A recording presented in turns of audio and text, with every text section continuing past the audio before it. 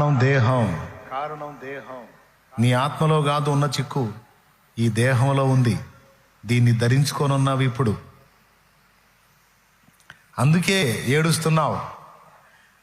పావురము పక్షులన్నీయును దుఃఖారావం అనుదినం చేయునట్లు, పావురము దుఃఖారావం అనుదినం చేయునట్లు, దేహ విమోచనము కొరకై నేను మూల్గుచున్నాను సదా. దేహ విమోచనము కొరకై నేను మూల్గుచున్నాను సదా,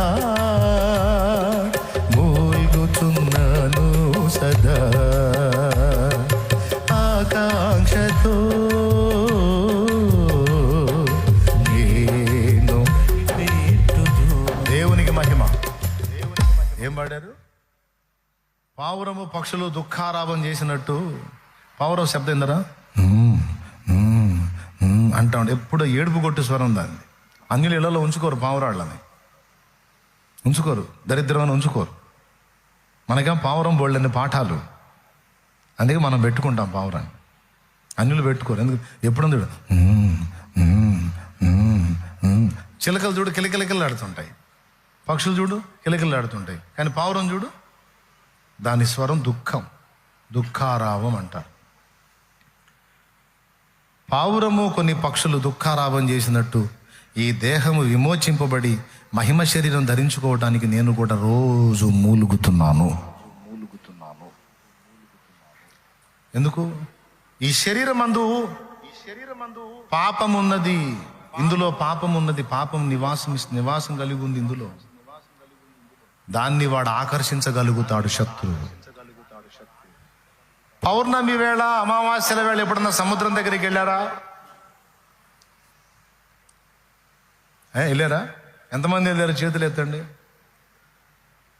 పౌర్ణమి వేళల్లో, అమావాస్య వేళల్లో సముద్రము మామూలుగా ఉండే దానికంటే ఎక్కువ ఫోర్స్గా ఉంటుంది. ముఖ్యంగా పున్నమి వేళల్లో ఎక్కువ ఫోర్స్ఫుల్గా ఉంటుంది. అది ప్రచండమైన శబ్దము, అంత ఎత్తు ఎగసిపడే అలలు, పున్నమి చంద్రుని ప్రకాశం ఆకాశంలో కనపడుతుంటే అందుకోవాలన్నంత ఎగిసిపడతా ఉంటాయి అలలు. దేవునికి స్తోత్రం. ఎందుకో తెలుసా?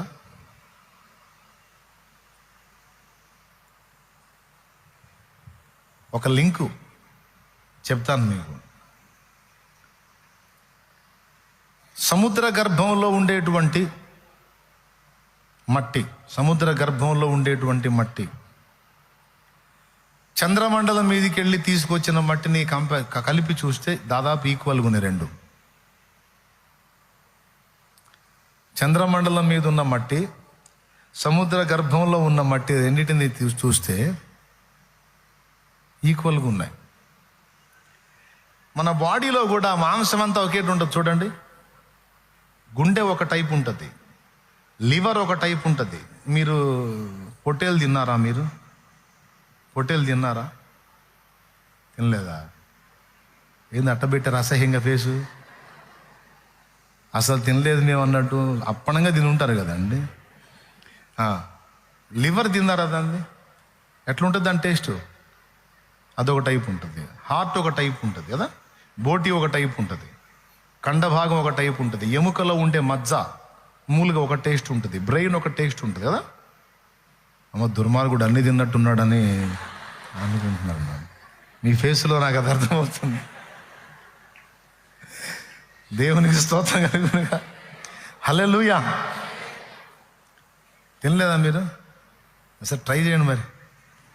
మరి చికెను, అమ్మ చికెన్లో కూడా తేడా ఉంటుంది కదా. చికెన్లో కూడా దాని లివర్ ఒక టేస్ట్ ఉంటుంది కదా, చర్మం ఒక టేస్ట్ ఉంటుంది, మాంసం ఒకటి, అది పైన ఉండే బాడీ ఒక టేస్ట్ ఉంటుంది. అవునా కదా? ఇప్పుడు అంతా నేల మంటి నుంచే కదా చేశాడు, మరి ఇన్ని రకాలుగా ఎట్లా మారింది? దేవుడు మానవ శరీర నిర్మాణం చేసినప్పుడు కూడా ఆయన వాడిన మట్టి అంతా ఒకే దగ్గర వాళ్ళ, ఒకే టైప్ మట్టి వాళ్ళ. దేవుడు బ్రెయిన్కు వాడిన పదార్థం వేరు. చాలా సెన్సిటివ్గా మన బాడీ మొత్తంలో అతి సున్నితంగా ఉండేది బ్రెయినే. అట్లా మన చేతి టచ్ అయిందంటే కరిగిపోతా, నీరు గారిపోతూ ఉంటుంది మన బ్రెయిన్. బ్రెయిన్కి ఉపయోగించిన పదార్థం వేరు, మటన్ మాంసం వేరు, ఈ కండకి ఉపయోగించిన మాంసం, ఈ చర్మం వేరు, ఈ చర్మం వేరు. ఇది దళసరిగా ఉంటుంది. ఆ ఫుట్లో చూస్తే మీరు మడిమ దగ్గర ఉండేటువంటి చర్మం ఇంకా దళసరిగా ఉంటుంది, దట్టంగా ఉంటుంది. అవునా? లోపల ఆర్గాన్స్కి వాడినటువంటి మాంసం వేరుగా ఉంటుంది. దేనికి దానికి సపరేట్ ఉంటుంది. ఎంతమందికి తెలుసు? తెలుసు కదా. మన బ్రెయిన్కి కూడా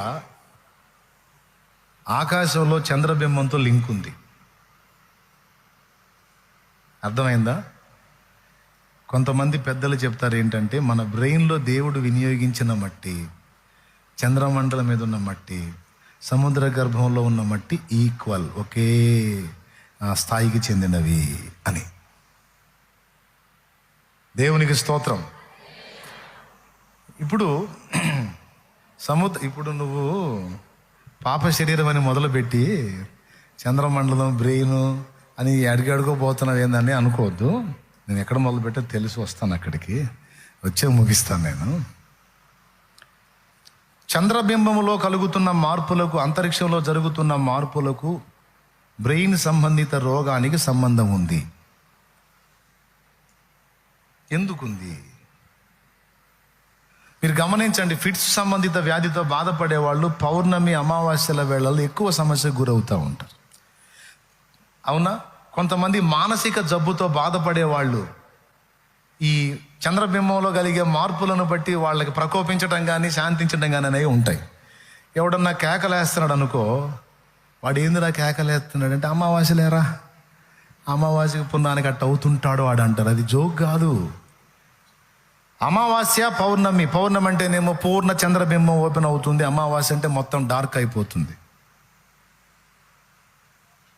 పూర్తిగా చంద్రబింబం అదృశ్యమైనప్పుడు వీడి దగ్గర ఒక లక్షణాలు కనపడతాయి, పూర్తిగా చంద్రబింబం ఓపెన్ అయినప్పుడు వీడి దగ్గర ఇంకో లక్షణాలు కనపడుతుంటాయి.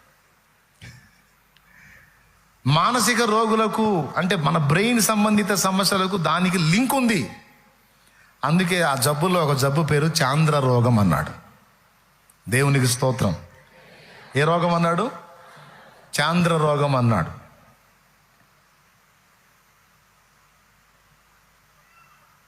అలాగే సముద్ర గర్భంలో ఉన్న మట్టికి చంద్రబింబానికి లింక్ ఉంది. దేవుడు భూమిని నిర్మించినప్పుడు దానిలో నుండి ఒక పక్క నుంచి ఆ సముద్ర గర్భంలో ఉన్నటువంటి పదార్థము నుండి చంద్రబింబాన్ని నిర్మించాడు. ఇది మన హైందవ వేదాంతం చెప్పేది ఏంటో తెలుసా మీకు? వింతైన విషయం. ఇప్పుడు చంద్రుడు అంటాం, కానీ చాలా వరకు మన భాషలో ఒక భాష చందమామ అంటాం. ఎంతమంది చందమామ అంటారు? చందమామ అనేవాళ్ళు చేతులు ఎత్తండి. మామేందండి? చందమామ ఎప్పుడయ్యాడు నీకు?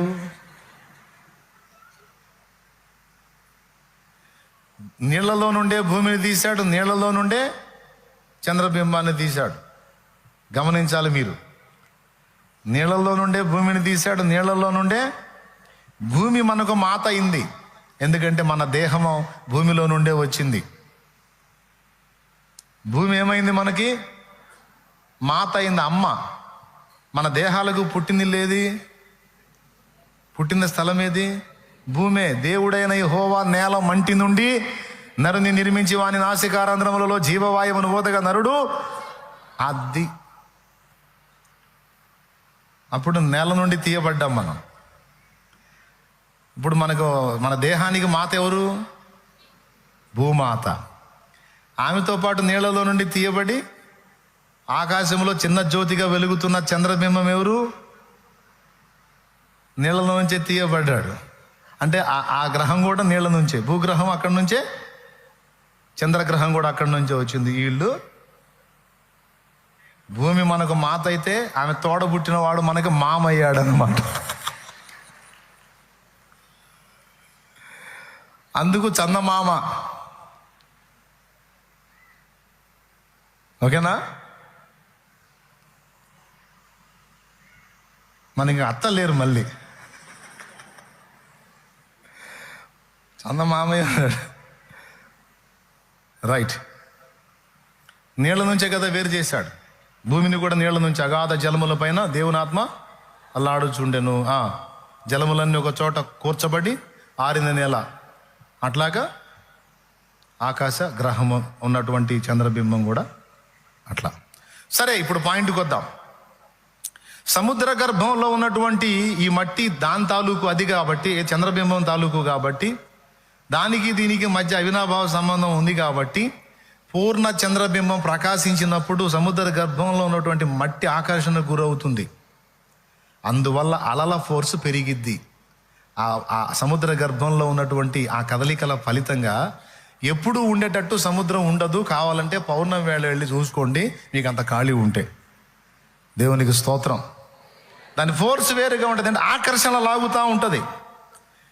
ఈ రెండు లాక్కోవటమే కాదు, బ్రెయిన్ సమస్య నోటి కూడా అట్లా లాగుతూ ఉంటుంది.